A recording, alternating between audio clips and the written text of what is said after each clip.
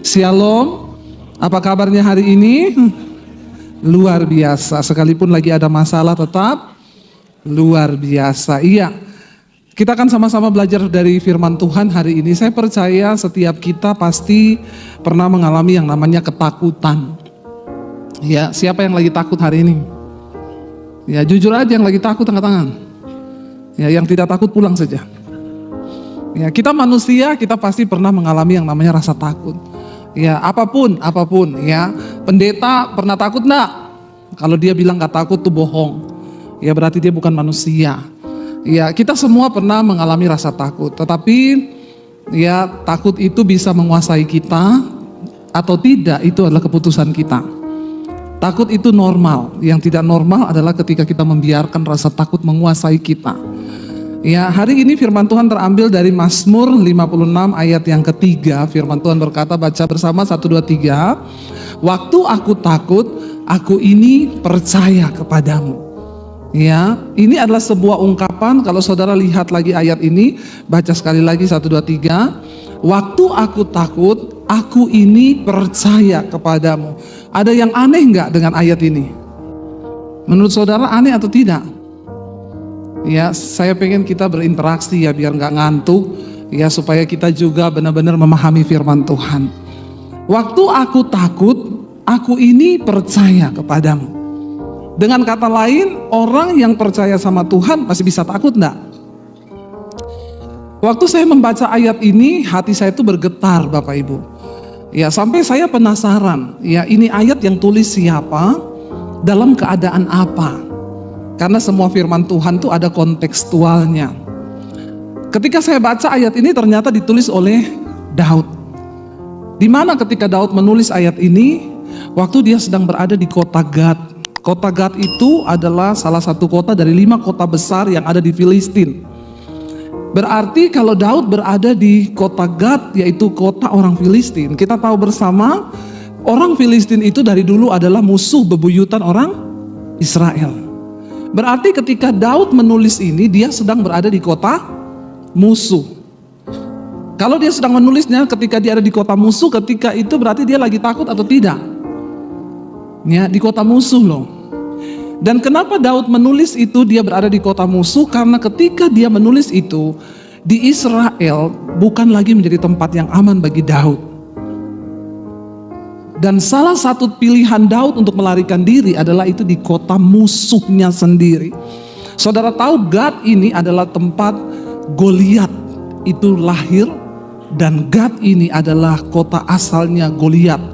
Seorang raksasa yang dibunuh oleh Daud, tingginya 6 hasta 1 jengkal. Jadi kira-kira Daud ini ke situ antar nyawa atau enggak? Iya. Tapi kenapa Daud melakukan itu? Karena kita tahu ceritanya. Yang baca Alkitab tahu, yang ikuti channel YouTube saya Mesbah Doa tahu. Yang belum tolong like dan subscribe channel YouTube saya Debbie Basir TV. Bapak Ibu, kita ini harus belajar Alkitab. Amin. Engkau jangan hanya menjadi Kristen tapi nggak tahu firman. Bayangkan satu hari kita diberi waktu 24 jam. 1 tahun 365 hari. Kali berapa tahun saudara sudah hidup? Saudara meluangkan waktu. Makanya kenapa saya di Mesbah Doa tiap malam jam 8 itu saya membahas ayat pasal per pasal dari Perjanjian Lama. Dari Kejadian, sekarang kita sudah sampai di Samuel. Ya, dan kita harus mengerti firman Tuhan. Ada yang bilang itu kan Perjanjian Lama, Bu. Perjanjian Lama itu ditulis supaya kita bisa belajar dari setiap kisah. Saya tuh sekarang lebih tertarik baca Perjanjian Lama karena ada begitu banyak hal yang, tapi memang Alkitab itu firman Tuhan bilang, Alkitab itu kalau dibaca dan tersingkap memberi banyak faedah. Masalahnya orang Kristen baca Alkitab tidak tersingkap. Ya kenapa? Buta mata rohaninya, buta, nggak ngerti. Makanya ya saya itu buat setiap jam 8 malam kita belajar. Kita tahu bersama kisahnya ketika Daud pada hari itu dipromosi oleh Tuhan. Dia harus datang ke tempat pertempuran untuk mengantarkan roti dan keju untuk kakak-kakaknya yang sedang berperang melawan orang Filistin. Daud adalah seorang anak yang tidak diperhitungkan oleh keluarganya. Kakak-kakaknya semua disuruh sekolah prajurit, menjadi prajurit di Israel, tapi Daud hanya disuruh menggembalakan kambing domba. Alkitab bilang hanya beberapa ekor, bukan ribuan loh, cuma beberapa ekor. Bahkan ketika Tuhan berfirman kepada Samuel, Nabi Samuel, engkau pergi ke rumah Isai, kasih tahu kepada Isai bahwa akan ada salah satu dari anaknya yang akan diurapi menjadi raja atas Israel. Itu Isai kasih tahu semua kakak-kakaknya Daud. Tapi Daud gak dikasih tahu. Semua disuruh besok kamu mandi pakai jubah. Nanti kita ketemu Nabi. Kira-kira ini berita penting gak buat anak-anaknya? Penting loh, dan belum tahu siapa yang akan diurapi kan. Kira-kira kalau bapak ibu punya anak, bapak ibu kasih tahu gak kepada anak-anakmu semua suruh ikut? Ya, semua harusnya kalau orang tuanya itu tidak pilih kasih. Tapi Isai bilang sama anaknya semua, besok kita ketemu Nabi Samuel, akan ada salah satu dari kalian diurapi. Mungkin Daud tanya, "Pah, kan sudah dikasih tahu sama Isai, kamu Eliab pakai baju ini ya, kamu pakai ini." Mungkin Daud tanya, "Pah, aku pakai baju apa?" "Kamu tidak usah. Kamu tidak ada potongan menjadi raja. Kamu bukan prajurit. Kamu besok gembalakan itu kambing domba yang hanya beberapa ekor." Kira-kira bapak ibu atau anak-anak muda di sini, kalau engkau diperlakukan begitu sama orang tuamu, engkau kepahitan gak? Kelihatan barisan kepahitan semua. Ya, memang kita gak bisa memilih perlakuan seperti apa yang akan kita terima dari orang tua atau orang sekitar kita. Tapi percayalah bahwa semua yang terjadi di hidupmu itu seizin Tuhan. Dan kalau Tuhan yang izinkan pasti ada maksud Tuhan. Soundman-nya tolong boleh nih mic saya digedein sedikit bassnya ya, jadi saya nggak kayak mak-mak yang lagi marahin orang, biar enak kedengarannya. Jadi walaupun saya marah-marah tidak terdengar marah-marah. Kasihan bapak-bapak itu seminggu sudah diomelin istrinya, sampai di gereja diomelin pendeta lagi. Kayaknya aduh gimana banget ya. Tes 1 2 3 3 2 1. Kalau marah-marah tuh sambil suaranya berwibawa itu luar biasa. Begini lebih enak ya. Lalu kalau kita mengalami seperti apa yang Daud alami, saya percaya pasti banyak orang kepahitan. Saya dulu mengalami begitu. Padahal saya dulu anak yang paling disayang, tapi dasar roh iba diri, saya merasa nggak disayang. Sampai saya pengen mati bunuh diri. Padahal ya memang dulu sering dipukulin karena memang ya papi saya galak, tapi belum seheboh dengan apa yang dialami Daud. Lalu ketika Samuel datang, lalu Samuel melihat Eliab masuk dalam ruangan, ganteng, tinggi, besar, prajurit. Ketika Samuel melihat Eliab, di dalam hatinya berkata, "Berdiri di hadapanku seorang yang akan diurapi Tuhan menjadi raja atas Israel." Tuhan bilang, "Samuel, engkau melihat apa yang ada di depan mata, karena manusia melihat apa yang tampak di mata, tapi Tuhan melihat hati. Sesungguhnya aku sudah menolak dia." Lalu disuruh maju yang kedua, maju. Tuhan menolak. Maju lagi, Tuhan menolak. Sampai akhirnya Samuel tanya, "Isai, ini semua anakmu laki-laki?" Isai bilang, "Ada satu.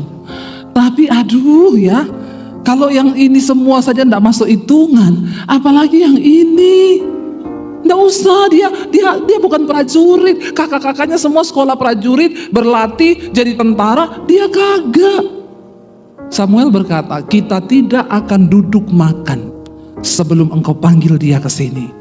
Hei anak muda, waktu engkau bisa menjaga hatimu dalam perkenanan Tuhan, dan engkau hidup sungguh-sungguh dalam kebenaran dan kekudusan, engkau sungguh-sungguh percaya kepada Allah, dengar baik, Tuhan cari engkau dimanapun engkau berada hari ini.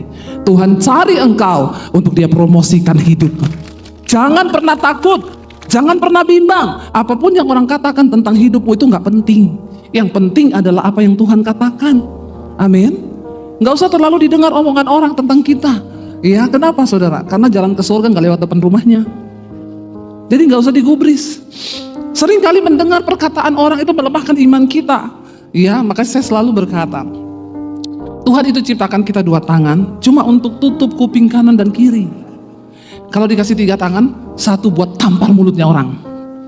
Tapi sayang kita cuma memang dikasih 2 tangan. Jadi tidak boleh nampar. Tutup kuping kanan kiri saja, katakan. Waktu kita hidup dalam perkenanan Tuhan, Tuhan cari engkau. Sehebat apapun manusia berusaha menyembunyikanmu, menutup jalanmu, menghalangi engkau, tapi Tuhan tahu orang yang berkenan di hatinya. Dia cari orang itu. Biar dia dapati itu kita. Biar dia dapati itu saudara dan saya. Ya, saya ingat ketika pandemi datang, saudara, rasanya tidak ada tempat untuk kita berharap. Ya, saya dan suami kami hidup dari melayani Tuhan dan tidak digaji dari gereja manapun juga. Jadi benar-benar kami hidup hanya dengan iman. Saya baru menyadari ternyata kami terlalu berani. Ternyata selama ini kita nggak ada gaji bulanan. Jadi waktu pandemi datang, saya baru bilang sama suami saya, terus kita ini makan dari mana?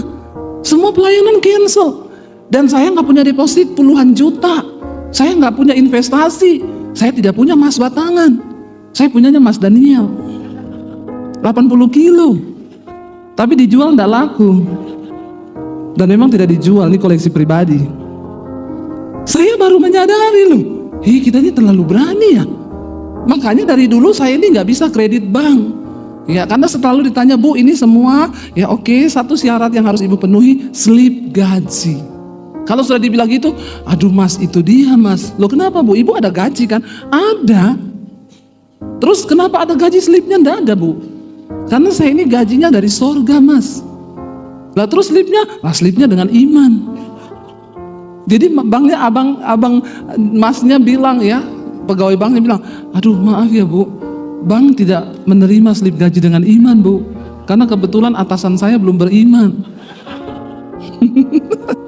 Jadi saya nggak bisa beli barang, cicil, kredit tuh nggak bisa, selalu ditolak karena nggak punya slip gaji. Ketika pandemi datang, saya baru, iya ya kita ini loh, gimana nih kita hidup ke depan. Tapi Tuhan nggak pernah kurang cara. Asal kita tetap menjaga hati, Dia cari engkau untuk dipromosikan. Iya, Tuhan mulai buka jalan ketika pandemi itu, semua gereja tutup. Saya bilang sama suami saya, yang terburuk kita jual rumah Jakarta, kita pulang Solo. Jangan pernah salahkan Tuhan ya kita, karena Tuhan itu sudah melakukan banyak hal. Saudara, bagi Tuhan, mengubah keadaan kita hanya semudah Dia berfirman. Terlalu gampang bagi Tuhan menjawab semua pergumulanmu. Tapi yang sulit bagi Tuhan, mengubah hatimu untuk percaya kepadanya. Itu gak bisa, itu harus dari diri kita sendiri. Dan saya melihat di tengah masa pandemi, ya singkat cerita, saya waktu itu akhirnya pertama kali Tuhan buka jalan saya melukis ya. Tiba-tiba saya bilang suami saya, ini kan gak ada pelayanan, gak ada apa-apa ya. Saya pengen melukis, suami saya bilang, melukis? Aku menikah sama kamu 20 tahun lebih loh. Nggak pernah saya lihat kamu tuh gambar. Terus sekarang kamu mau melukis, saya bilang kan gak ngapa-ngapain. Gak ada pelayanan, gak tahu juga sampai kapan. Jadi ketika lockdown pertama buka, tapi kan masih tinggi tuh COVID. Saya ajak suami saya, ayo temani aku ke Gramedia. Mau apa? Mau beli kanvas. Sampai di sana saya bilang, Mbak, kanvas ukuran paling besar berapa ya? Suami saya tendang kaki saya, mahal loh, kita nggak punya uang loh. Saya bilang enggak apa-apa. Dia bilang kalau baru mau belajar, beli yang 20 cm aja dulu, kali 10. Jadi kalau ini kan, saya pemikirannya beda. Siapa tahu bagus, bisa dipajang di rumah. Iya kan? Udah lukis susah-susah, bagus, kecil, aduh nggak enak banget. Akhirnya dia nurutin saudara. Saya ingat waktu itu habis 3 juta lebih bayar. Ya memang bapak-bapak itu selalu pakai logika. Ya, dia bilang saya, ini loh, udah nggak ada penghasilan, beli kanvas segitu sama ini, gini. Ya laki-laki itu kalau belum melihat memang susah untuk percaya. Makanya survei membuktikan yang paling banyak kena stroke itu bapak-bapak.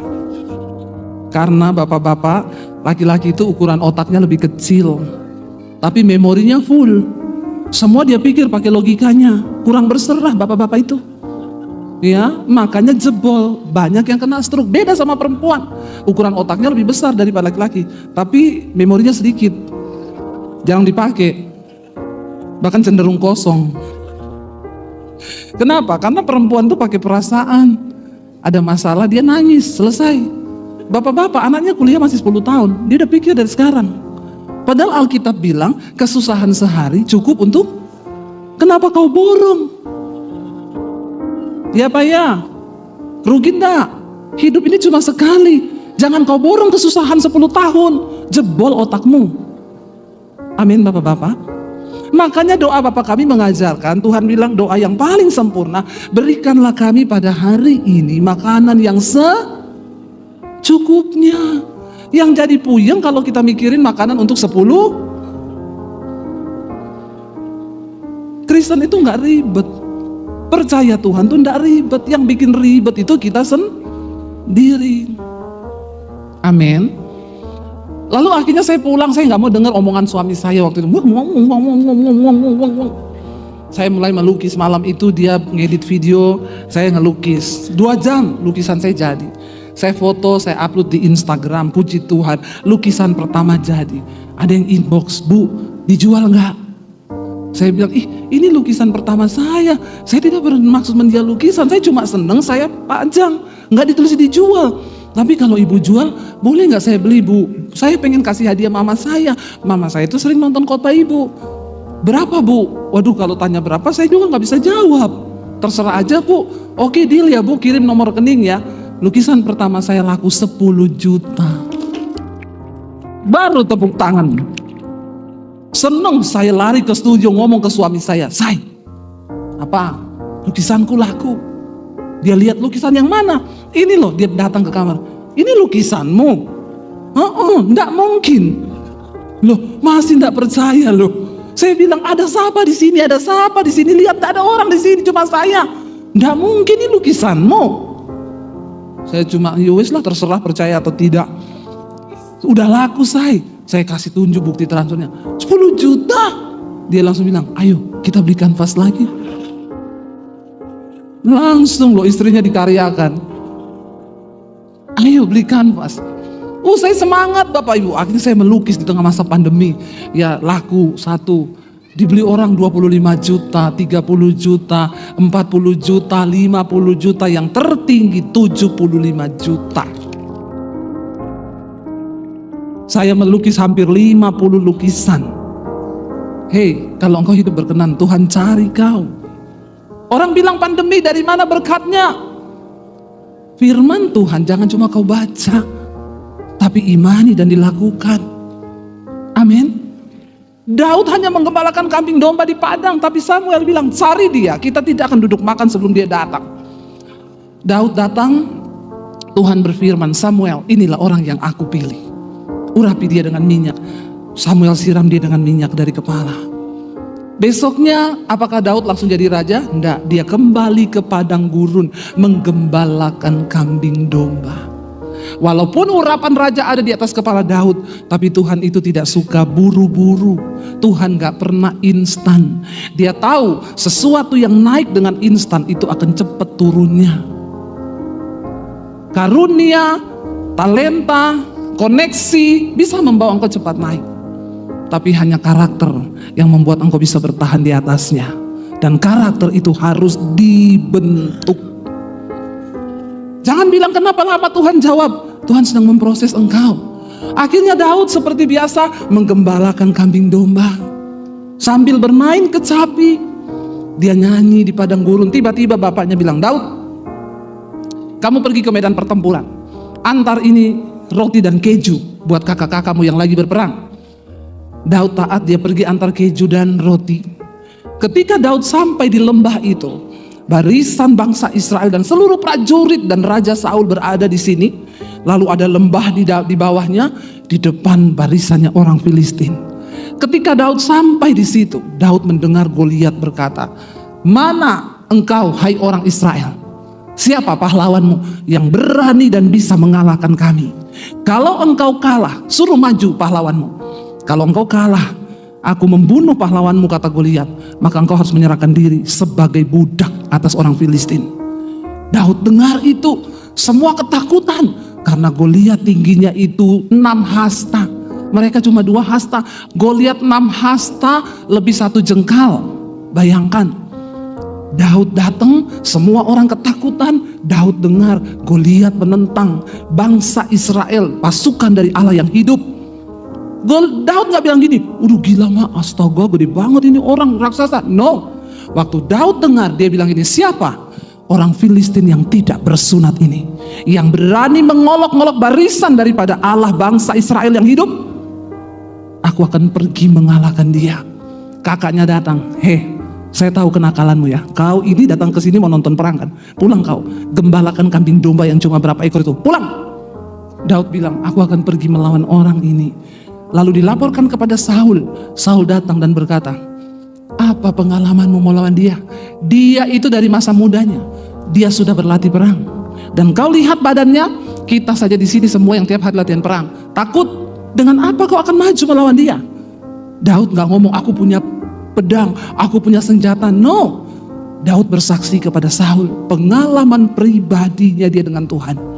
Dia bilang, aku ini sering menggembalakan kambing domba ayahku. Kalau datang singa, datang beruang, kambingku dan dombaku diterkam. Aku kejar singanya, aku kejar beruangnya, aku robek mulutnya, dan aku ambil itu dombaku, dan aku bunuh singa dan beruang itu. Dan Daud bilang, Allah yang menyertai aku ketika aku berperang melawan singa dan beruang itu, Allah yang sama yang akan menyertai dan memberikan aku kemenangan untuk berhadapan dengan orang Filistin yang tidak bersunat ini. Bapak Ibu, apa yang menjadi kekuatan ketika kita menghadapi persoalan? Pengalaman pribadimu dengan Tuhan. Katakan amin. Jangan hanya jadi Kristen, karena tidak semua orang Kristen masuk surga. Jangan hanya jadi orang yang beragama, karena sesungguhnya hubungan dengan Tuhan itu adalah yang terpenting. Ketika engkau punya pengalaman pribadi, waktu pandemi datang, saya tidak begitu takut. Sekalipun di rekening kami tidak ada uang, saya selalu menguatkan hati berkata di dalam doa saya, Tuhan, aku ini dulu pernah diusir dari keluargaku karena mengikut Engkau. Aku tidak punya uang 1 sen pun. Aku tidak punya orang yang bisa aku taruh sandaran hidupku untuk minta beras 1 kilo. Aku hidup seorang diri. Dan di situ aku melihat Engkau menyertaiku. Aku tidak mati. Aku masih ada sampai hari ini. Tuhan yang sama yang akan menyertaiku hari ini di tengah pandemi, di mana tidak ada dasar untuk berharap. Saya dan suami gak pernah pinjam uang sama orang. Kita tidak pernah meminta. Jangan pernah kau harapkan keluarga, harapkan orang tua, harapkan mertua, karena itu hidupmu terkutuk. Karena firman Tuhan berkata, terkutuklah orang yang mengandalkan manusia, terkutuklah orang yang mengandalkan sesamanya, terkutuklah orang yang mengandalkan kekuatan dirinya sendiri. Tetapi diberkatilah orang yang mengandalkan Tuhan. Saya baru menyadari kenapa banyak orang Kristen hidupnya terkutuk, tidak pernah mengalami keadaan yang baik. Itu artinya terkutuk. Karena ternyata tanpa kita sadari, seringkali kita ini mengandalkan manusia. Saya ini banyak bantu pendeta-pendeta di desa. Tapi begitu ada pendeta yang WA dan coba untuk minta, saya tidak tergerak. Saya bilang, Pak, duduk di kaki Tuhan. Pakai imanmu, buktikan bahwa Tuhanmu hidup. Tuhan itu ada. Dan dia suka memberkati orang yang mengandalkan dia. Ketika Daud menceritakan pengalaman pribadinya kepada Saul, Saul bilang, ya sudah, maju. Dalam hatinya Saul, walahu alam. Iya kan? Daripada gak ada yang maju, siapa tahulah ada keberuntungan yang menyertai orang ini yang gak mungkin bisa menang. Saul bilang, sini pakai baju perangku ya. Ini akan menjadi perlindungan bagimu. Maju lawan dia. Waktu dipakein bajunya Saul, Daud tidak bisa berjalan. Dia tidak terbiasa, terlalu berat. Baju perang Saul itu berbicara tentang perlindungan manusia. Daud tidak terbiasa mengandalkan manusia. Makanya dia menulis banyak lagu-lagu rohani yang kita nyanyikan sekarang. Itu Mazmur. Penulisnya itu Daud. Kapan dia menulis itu? Ketika dia sedang berada di padang gurun. Dia punya banyak waktu mengalami Tuhan. Saudara, ketika engkau ada masalah hari ini, jangan buru-buru lari dari masalah itu. Duduk tersungkur di kaki Tuhan dan bilang, Tuhan, apa maksudmu di balik masalah yang aku hadapi? Waktu engkau menemukan maksud Tuhan, engkau menemukan goal di dalam hidupmu. Ketika engkau menemukan apa yang Tuhan mau, barulah Dia membukakan pintu berkat. Bagi Tuhan, menyelesaikan masalahmu itu cuma semudah Dia berfirman. Waktu itu bagi saya sulit. Bagaimana bisa saya mau bertahan hidup di tengah masa pandemi? Gak ada gaji bulanan. Tuhan cuma bilang, Lukis, aku akan buka pintu berkat. Tiba-tiba pintunya terbuka. Di tengah masa pandemi, tadinya kami mau jual rumah gak jadi. Kami malah beli rumah lagi. Saya bangun studio di tengah masa pandemi. Bahkan lewat anugerah dan berkat Tuhan, kita bisa bangun puluhan gereja-gereja di desa. Dan saya bersyukur hari ini sekolah misi Alkitab saya di Bandungan hampir selesai. Di atas tanah 4.500 meter. Saya tidak pernah edarkan proposal. Kalau Tuhan yang bekerja, engkau hanya akan terheran-heran melihat bagaimana wow, dahsyat perbuatan Tuhan itu. Saya melihat, saya cuma menangis. Tuhan tuh ngomong, aku gak cari orang kaya, aku gak cari orang pintar. Waktu Tuhan suruh saya bangun sekolah misi itu, karena saya banyak keliling ke daerah, melihat di desa-desa bagaimana pelayan-pelayan Tuhan minim. Akhir zaman Alkitab berkata, tuaian itu menguning, tuaian banyak, tapi penuainya sedikit. Tuhan bilang, kamu bangun sekolah, persiapkan penuai. Dan apa yang tidak masuk di akal, saya waktu itu tanya, Tuhan tidak salah. Saya ini bukan orang yang punya titel berjejer. Saya juga bukan orang kaya yang punya deposit puluhan miliar. Tuhan bilang, aku tidak cari orang seperti itu. Aku cari orang yang percaya kepadaku, yang beriman, karena hanya imanlah yang akan membuat semua proyekku dan rencanaku di bumi ini terwujud. Saya berkata, iya Tuhan, saya mau. Dan nanti bulan Juli atau Agustus kita akan peresmian di Semarang, di Bandungan. Saya hanya melihat, wow, Tuhan itu dahsyat. Bapak Ibu, ketika Daud maju berperang, Goliat ketawa terbahak-bahak, dia turun ke lembah dan dia bilang, anjingkah aku? Sehingga engkau mendatangi aku cuma dengan batu dan ketapel? Aku mendatangi engkau dengan tongkat, lembing, dan pedang. Dan engkau pikir aku anjing, engkau bawakan batu? Bapak Ibu, Daud maju dan berkata, engkau mendatangi aku dengan pedang, tombak, dan lembing. Tapi aku mendatangi engkau dengan nama Tuhan Allah Israel yang memberikan kemenangan kepadaku. Katakan amin. Daud maju berperang. Batu pertama diambil Daud, dimasukkan ke katapelnya. Lalu Daud lemparkan itu ke Goliat cuma dengan satu batu. Kena langsung di dahinya Goliat. Dia jatuh tertelungkup ke depan. Dan hari itu dia mati. Tidak peduli apa yang ada di tanganmu hari ini. Mungkin orang berkata, engkau kurang modal, engkau kurang pintar, engkau kurang titel. Waktu engkau berkenan di hati Tuhan, 1001 macam cara Tuhan bisa buka. Dulu saya kalau mau beli rumah susah cari-cari kreditan, sampai minta tolong kanan kiri. Sekarang kalau beli cash, kok nggak wow ya? Tepuk tangan buat Tuhan. Batu yang tidak berarti, bukan dengan tombak, bukan dengan lembing, bukan dengan pedang. Daud mendatangi Goliat cuma dengan batu. Mati. Saudara, lihat di sini. Daud tidak pernah menyangka kalau hari itu adalah hari Tuhan mempromosikan dia. Engkau hanya akan terheran-heran ketika satu saat Tuhan cari engkau dan dia angkat tinggi engkau. Ketika pandemi datang, Tuhan promosikan saya lewat channel YouTube saya. Tiba-tiba saya naik, semua berkata, ini Debbie Basir pendeta dari mana? Kenapa tiba-tiba muncul? Puluhan tahun saya ikut Yesus, saya diproses Tuhan berakar ke dalam. Tapi ketika waktunya tiba, engkau gak usah sulit cari cara mempromosikan diri. Engkau gak usah cari muka sama manusia. Engkau cukup cari muka sama Tuhan. Senangkan hatinya, percaya akan firman-Nya. Dia cari engkau. Dia cari engkau. Di tengah masa pandemi saya diundang pelayanan ke Amerika. Kemarin saya dengan Pak Rubin ke Australia.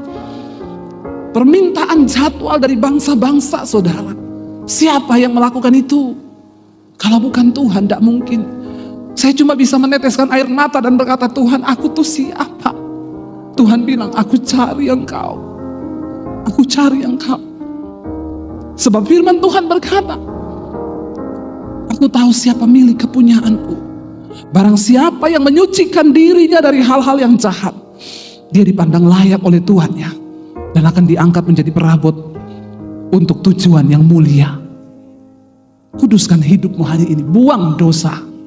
Jangan engkau terus hidup di dalam dosa, kenajisan, percabulan, perselingkuhan, homoseksual, lesbian.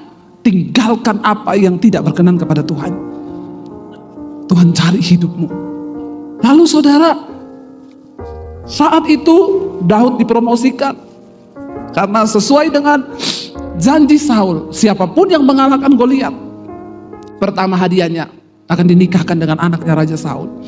Kedua, dia akan diangkat sebagai panglima perang. Orang yang tadinya hanya menggembalakan kambing domba, diangkat jadi panglima perang. Kakak-kakaknya yang latihan bertahun-tahun, tapi bagi orang yang dikenan Tuhan, Tuhan angkat hidupmu.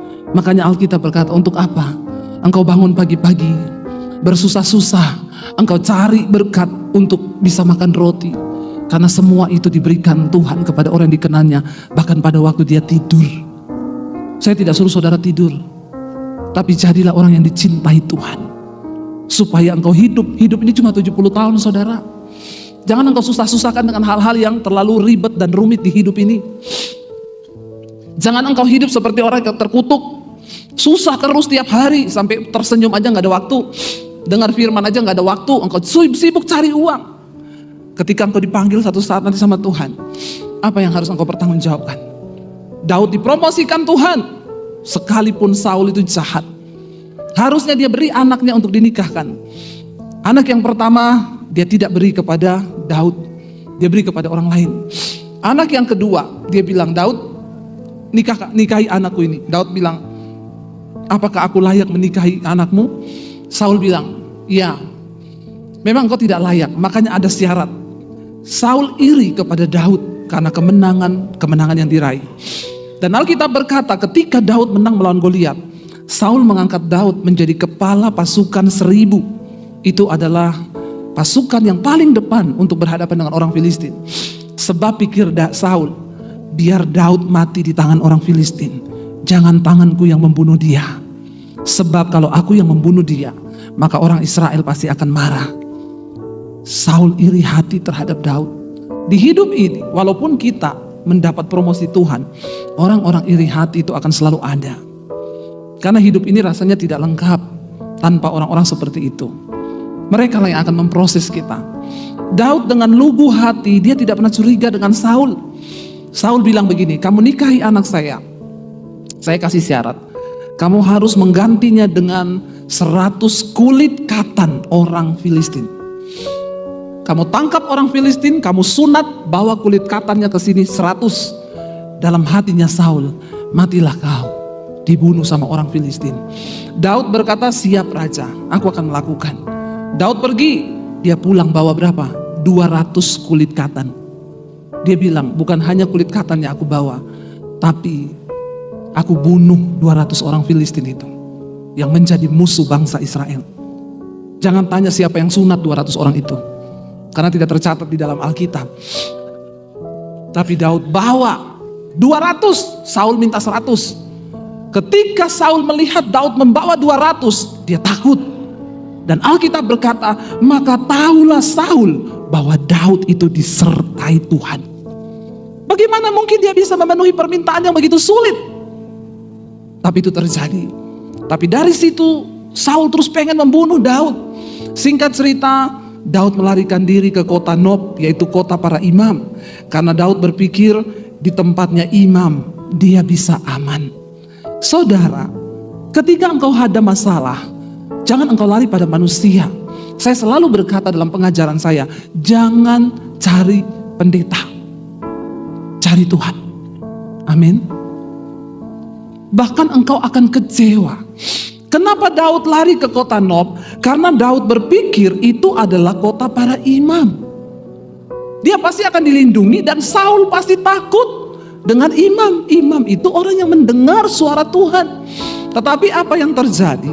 Ternyata kalau Tuhan mengizinkan sesuatu, ya terjadilah begitu saja. 1 Samuel 22. Kita baca mulai dari ayat yang ke-13. 1 Samuel 22 ayat 13. Ketika Daud melarikan diri di Nob, di kota para imam. 1 Samuel 22 ayat yang ke-13. Firman Tuhan berkata, ya. Kemudian bertanyalah Saul kepadanya, "Mengapa kamu mengadakan persepakatan melawan aku? Ya, engkau dengan anak Isai itu Daud, dengan memberikan roti dan pedang kepadanya dan menanyakan Allah baginya sehingga ia bangkit melawan aku menjadi penghadang seperti sekarang ini." Ayat yang berikutnya, apa kata Ahimelek?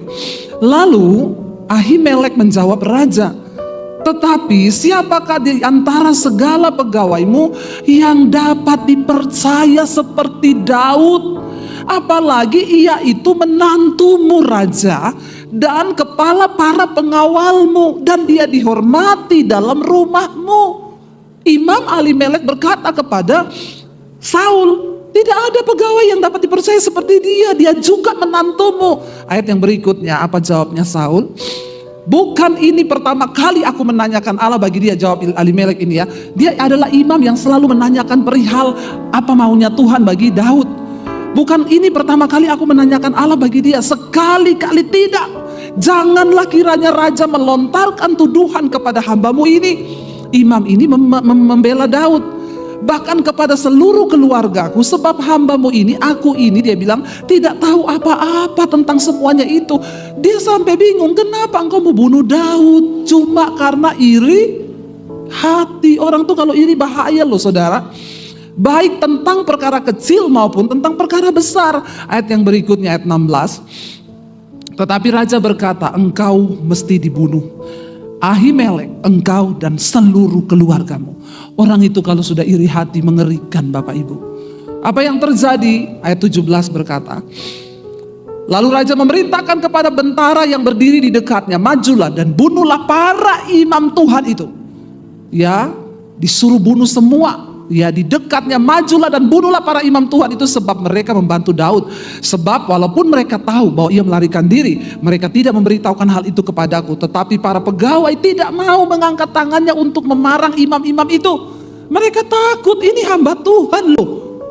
Masa suruh bunuh? Ini Saul otaknya ini sudah miring." Tapi orang kalau dikuasai iri hati, segala sesuatu dia jadikan halal. Lalu ayat berikutnya dikatakan, lalu berkatalah raja kepada Doeg, "Majulah engkau," karena gak ada satupun yang berani untuk bunuh para imam. "Majulah engkau, paranglah para imam itu." Maka majulah Doeg, orang Edom itu, lalu memarang para imam. Ia membunuh pada hari itu berapa orang? 85 orang yang memakai baju efod dari kain lenan. Ini adalah semuanya imam. Bayangkan, dia bunuh saudara. Daud salah mengambil keputusan lari ke kota imam. Dia pikir pendeta bisa tolong dia. Ternyata apa yang terjadi? Dia membawa malapetaka atas seluruh imam itu. 85 orang imam dibunuh. Bukan hanya itu saja, ayat berikutnya berkata, juga penduduk kota Nob, kota imam itu, dibunuh Raja Saul dengan mata pedang. Laki-laki maupun perempuan, kanak-kanak maupun anak yang menyusu, pula lembu, keledai dan domba, dibunuhnya dengan mata pedang. Lihat akibat Daud yang melarikan diri ke kota Nob, kota para imam. Dengan dia berpikir dia bisa mendapatkan pembelaan, tapi ternyata dia salah. Dari situ Daud lari ke kota Gad. Akhirnya dia bilang, tidak ada tempat aman bagiku di Israel. Bahkan para imam pun dibunuh oleh Raja Saul. Satu-satunya tempat aman bagiku, aku harus lari ke kota orang Filistin. Karena Saul tidak mungkin mengejarku sampai ke kota musuhnya. Saul pasti takut dengan orang Filistin. Bapak Ibu, saya mau tanya, semua masalah yang kita hadapi, adakah yang seberat apa yang Daud alami? Hari ini di hidupmu, ada seperti yang Daud alami? Tidak ada. Daud benar-benar berhadapan dengan kematian di depan mata. Dia harus melarikan diri ke kota musuhnya. Sebab sudah tidak ada tempat aman. Dan saya selalu berkata, tidak ada masalah yang terberat di hidup ini kecuali dengan yang namanya diperhadapkan dengan kematian. Kematian. Saya ingat kemarin saya bawa grup ke Israel. Singkat cerita kami buka pendaftaran lewat YouTube channel saya. Akhirnya tercatat yang mendaftar itu 116 orang. Itu pun karena sudah tidak ada tiket ya, dan akhirnya berangkat. Terpaksa saya harus berangkat duluan karena ada kesalahan dari pihak travel yang sudah menerima 5 orang bisnis kelas dan ternyata bisnisnya itu tidak cukup di pesawat itu. Lalu bingung, uang mau dikembalikan, orangnya tidak mau. Mereka bilang kami tidak mau, kami harus berangkat. Lalu dicarilah solusinya. Bapak Ibu harus berangkat duluan 1 hari sebelumnya, berangkat sendiri mau nggak? Tidak mau. Kami mau berangkat kapanpun mau, tapi sama Ibu Debbie. Waduh. Saya bilang sama suami saya, aduh bagaimana ya, saya nggak mau pisah sama suami, sama anak-anak, sama grup besar. Ya nggak bisa, suami saya bujuk saya, ya udahlah saya berkorban aja lah kali ini ya. Saya berangkat akhirnya tanggal 17, saya berangkat duluan. Mereka tanggal 18. Saya 1 hari di Muscat, kita city tour, lalu besoknya jalan mereka dari Jakarta dan kita akan ketemu di Jordan, di Amman. Ketika semua sudah naik ke pesawat, saya telepon dari Muscat, saya juga di pesawat mau menuju ke Jordan. Saya telepon suami saya aman, aman, semua aman. Saya sudah di pesawat dan seluruh rombongan check in aman, aman, tidak ada yang masalah, tidak, puji Tuhan. Waktu pesawat sudah mundur mau ke landasan pacu, tiba-tiba satu peserta muntah sampai keringat dingin, sesak napas. Lalu akhirnya dipanggillah pramugari. Tolong ini peserta saya ada yang ini gini. Oh coba ya kita pindahkan ke bisnis. Salah satu peserta kita mundur, dia ditaruh di kursi bisnis, ditidurin supaya enakan. Lalu akhirnya ditunggu, dia tidak sembuh-sembuh, sesak napas, keringetan, pusing. Akhirnya dipanggillah pilot dan pilot memutuskan pesawat harus kembali dan akan bukain pintu supaya ibu ini turun. Lalu saudara ya sudah ditanya, ibu bagaimana, ibu sudah sehat apa? Lalu pilotnya bilang kita tidak bisa berlama-lama. Ya kita harus segera terbang karena ini bukan parkir bus, ini parkir pesawat. Semua ada hitungannya. Jadi ditanya, suaminya bilang, Pak pilot kasih saya waktu 10 menit lagi. Akhirnya dibilang oke ya, kalau 10 menit tidak sembuh kita terbang, ibu turun sama bapak. Kita nggak bisa lagi. Akhirnya 10 menit itu ditunggu-tunggu sudah hampir 20 menit lebih, hampir 30 menit. Pak sudah tidak ada batasan waktu, sekarang bapak turun dan ibu. Nah bapak ini bilang, aduh saya turun sama anak saya berarti 3, itu 150 juta hilang kan. Bapaknya bilang, saya nggak mau turun, tapi nggak bisa, istri berangkat kami nggak mau tanggung jawab. Kru pesawatnya bilang, ini harus turun. Akhirnya bapaknya bilang, ayo mah kita turun. Begitu udah mau turun, istrinya bilang, aku sembuh. Tiba-tiba penyakitnya itu kayak diangkat, dicabut. Beneran kamu sembuh? Yakin, sembuh. Lalu ditanya pilot, beneran bu? Bener, ya udah berarti berangkat ya. Pintu tutup. Berangkat. Waktu pesawat mau mundur kembali ke landasan pacu, tiba-tiba mesinnya mati. Nguk. Semua kaget, lampu mati, AC mati, dihidupin, nggak bisa hidup. Ditunggu dihidupin, di apa tidak bisa hidup. Akhirnya diumumkan, bukan ibu itu yang turun, semua penumpang harus turun karena pesawat mengalami sistem error komputernya. Bapak Ibu tahu kenapa Tuhan itu menunda keberangkatan lewat ibu yang sakit itu? Kalau mereka sudah terbang 20 menit error sistem di udara. Innalillahi wa inna ilaihi rajiun.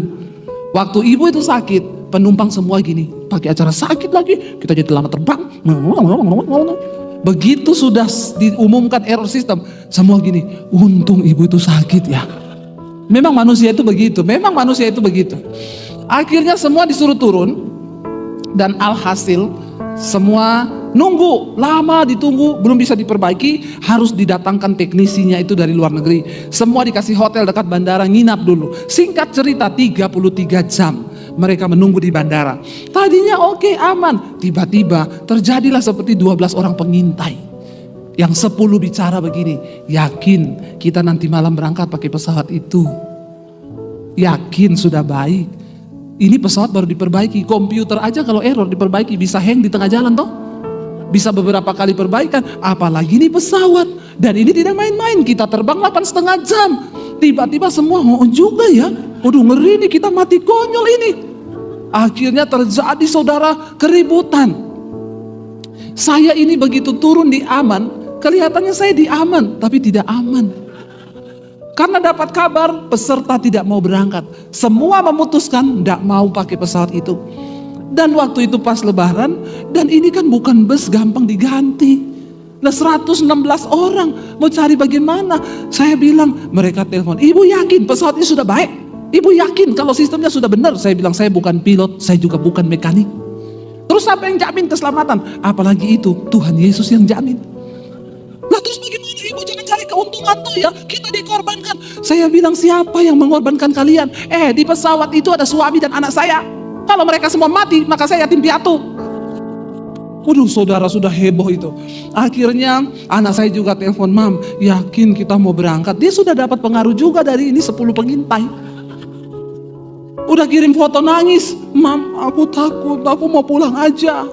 Tapi nek papi berangkat, piye no, nek papi mati, lah bagaimana? Saya bingung, saudara. Akhirnya saya didesak sama peserta, saya bikin pengumuman di grup. Kita putuskan semua. Saya berpihak kepada peserta, kalau pakai pesawat yang sama tidak usah berangkat. Suami saya telepon, say, kenapa kamu bikin pengumuman begitu? Aku ini lagi berusaha meyakinkan nih orang-orang. Saya bilang, aduh tapi gimana ya, saya juga gak tega anak saya. Akhirnya bapak sama ibu yang sakit itu datang ke bandara, kan malam itu mereka jadi berangkat. Salaman sama suami saya, Pak Daniel, selamat jalan. Lah, kenapa Pak? Saya kesini cuma mau ambil bagasi Pak. Saya satu keluarga ndak ikut. Lah bapak itu ya, istri bapak itu sudah dipakai Tuhan sakit loh. Pak, kalau kita mau jatuh, dari kemarin kita sudah jatuh Pak. Istri bapak sudah dipakai Tuhan, tapi saya ndak berani Pak, saya mau pulang 3 orang. Terus suami saya bilang, saya doain ya Pak, sini Pak, saya doain. Dia bilang, dia kesaksian sama saya, begitu saya didoain Pak Daniel Bu, ada sesuatu yang dicabut dari kepala saya Bu. Begitu Pak Daniel, amin, dia langsung ngomong, Pak, kami bertiga ikut Pak. Ya, saya pikir dahsyat doa suami saya nih.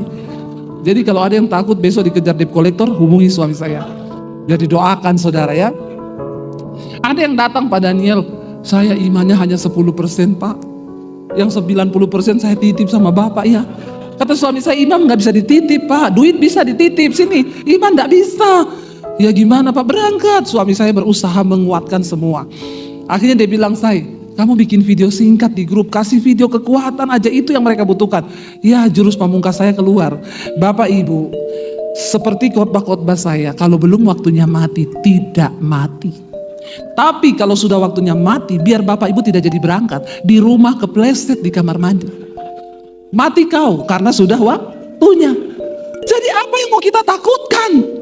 Sebagian imannya hidup. Ya juga ya, betul loh. Kita ini sebenarnya kan rindu mau ke tanah perjanjian. Saya bilang jangan sampai seperti 12 pengintai ya.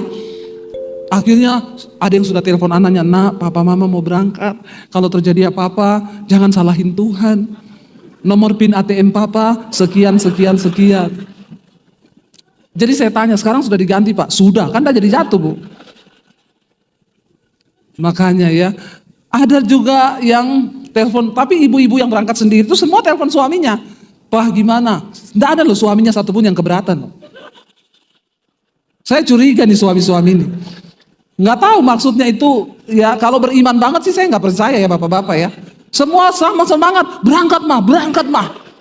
Ini maksudnya apa ya? Berangkat mah. Jadi semua ibu-ibu yang cerita sama saya, suruh berangkat Bu saya, suami saya nggak takut, suruh berangkat. Ya puji Tuhan ya, suami ibu sangat beriman, luar biasa. Ya akhirnya berangkat saudara. Ya anak-anak saya ketakutan, saya bilang deh, ingat kalau belum waktunya mati, enggak mati. Ya ada lagi yang bilang gini, saya semangat Bu berangkat, karena saya pikir begini, ada suaminya Bu Debbie, ada anaknya 3, enggak mungkin lah kita mati. Ini titip iman. Soalnya kan ibu lagi dipakai Tuhan ya, satu keluarga, enggak mungkin mati. Ya lalu ada bapak-bapak orang Batak datang sama suami saya, Pak, bukan apa-apa Bapak. Saya ini kemarin mau berangkat ini sudah didoakan satu kampung. Kalau saya pulang Bapak, di mana harga diriku? Orang Batak Medan itu luar biasa loh. Harga diri lebih tinggi daripada harga nyawa. Ya, saya tetap berangkat apapun yang terjadi Pak. Bagaimana pula itu? Suami saya salaman, dahsyat Pak, luar biasa. Pokoknya saudara, akhirnya ada bapak-bapak satu, dia bilang, Bu, itu waktu kita akhirnya naik pesawat, akhirnya 6 orang memilih untuk tidak berangkat. Yang lainnya berangkat. Dia bilang, bapak-bapak saya sudah di pesawat ya Bu, tegang semuanya takut. Pesawatnya diuji coba, dihidupin, dimatiin. Wung, wung, wung, wung, wung, wung. Semua tegang. Waduh. Bapak itu ngomong, ibu tahu, saya lihat jendela, siapa tahu ada yang terbuka. Saya mau lompat. Itu saya udah gak peduli, Bu. Saya ketakutan luar biasa. Terus dia bilang gini, saya ini loh, Bu, orang yang paling takut naik pesawat. Lah kok dikasih pesawat terus? Lalu saya bilang, apa yang kau takutkan itu yang terjadi kepadamu. Jadi itu pesawat bukan pesawat tua, justru pesawat baru. Lalu waktu dia ketakutan, istrinya pegang tangannya ngomong gini, Pak, kalau mau ada pengakuan dosa, inilah waktu yang paling tepat. Jadi saya tanya, jadi Bapak sudah ngaku sama istri? Untung belum, Bu. Kalau sudah, Bu, saya mati beneran sekarang. Bukan jatuh dari pesawat, disalib istri. Tapi Bapak Ibu, saya melihat itu ya, keteguhan iman mereka. Waktu mereka turun, ya, aduh, saya itu nangis loh melihat, wow, mereka tuh berangkat sudah siap mati semua. Saya mau tanya Bapak Ibu, kalau ikut kira-kira naik atau pulang? Jawab jujur. Iman itu teruji.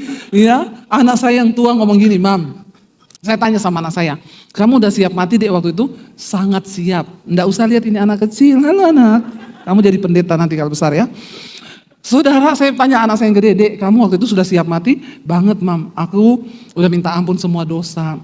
Cuma aku bilang gini, tadinya aku nggak mau ikut, aku mau pulang. Tapi aku pikir, papi berangkat, adiknya 2 berangkat. Lah nek memang mereka mati, jatuh pesawatnya mami di Jordan. Terus aku di Jakarta ya sama siapa? Ya udah ikut aja deh. Tapi dia bilang gini, Tuhan, tapi masa sih aku mati jenazahku tidak ditemukan? Tapi ya sudahlah. Bapak Ibu itu penerbangan 8,5 jam loh. Sampai di Muscat baru ganti pesawat untuk ke Jordan 3 jam lagi terbang. Tapi saya melihat mereka semua luar biasa. Saya bilang memang Anda layak masuk tanah perjanjian. Setelah ini pasti ada berkat yang luar biasa. Ya, nanti saya berangkat lagi. Semua tanya, Bu, pesawatnya rusak lagi enggak?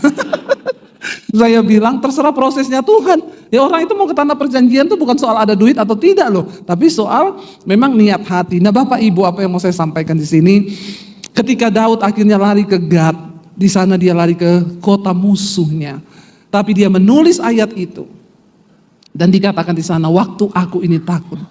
Aku ini percaya kepada Tuhan. Kita tahu pada akhirnya Daud diluputkan.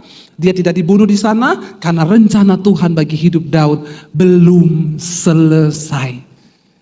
Kalau rencana Tuhan sudah selesai, kita dipanggil Tuhan. Puji Tuhan, mati itu adalah keuntungan. Yang jadi masalah, kalau engkau mati, tapi engkau belum melakukan kehendak Tuhan pada zamanmu, itu yang akan jadi masalah. Hari ini tanya pada Tuhan, Tuhan, apa yang harus aku lakukan?